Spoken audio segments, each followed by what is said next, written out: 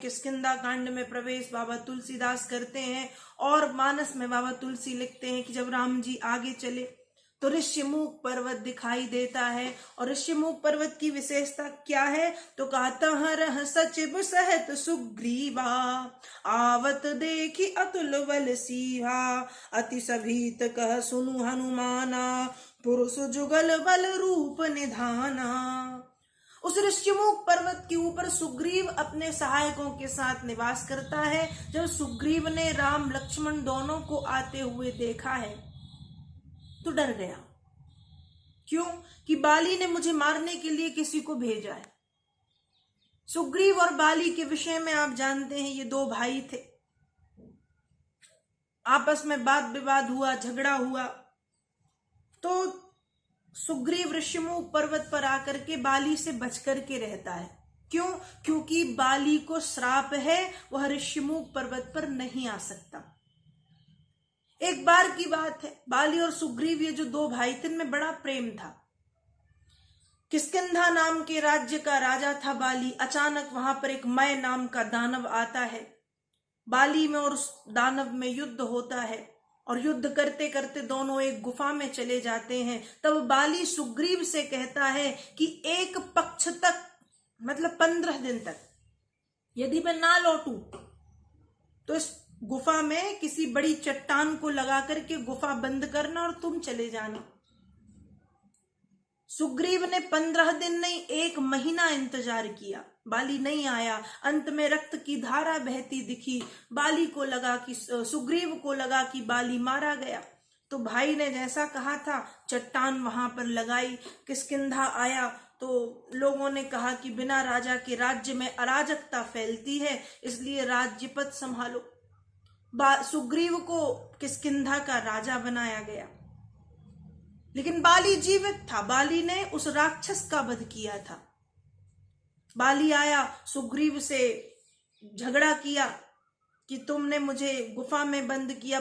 सुग्रीव ने अपने तर्क रखे कि आपने 15 दिन कहा था, मैंने 1 माह इंतजार किया और फिर जैसा आपने कहा था वैसे ही तो मैंने किया है।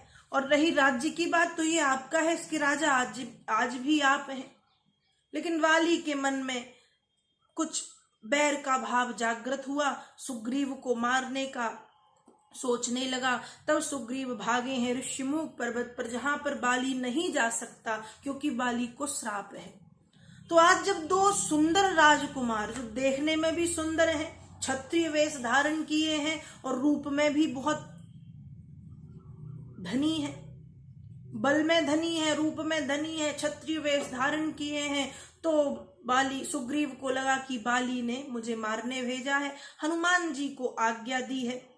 और यहाँ हनुमान जी ने जब बातचीत की तो हनुमान जी ब्राह्मण का वेश धारण करके आते हैं और पूछते हैं कि आप दोनों कौन हैं। उस समय कहा कि मैं हनुमान जी अपना परिचय ब्राह्मण के रूप में देते हैं। यहाँ लक्ष्मण जी के मन में शंका जागृत होती है और शंका करना भी जरूरी है। ऐसे सबके ऊपर विश्वास नहीं करना चाहिए और आज का समय तो विश्वास करने का है भी नहीं। तो लक्ष्मण जी ने शंका की कि प्रभु ये ब्राह्मण नहीं है, ये झूठ बोल रहा है। राम जी ने कहा तुम्हें कैसे पता, रूप तो इसका ब्राह्मण का ही है, तो तुम कैसे कह सकते हो कि ये ब्राह्मण नहीं है, कैसे तुमने कहा।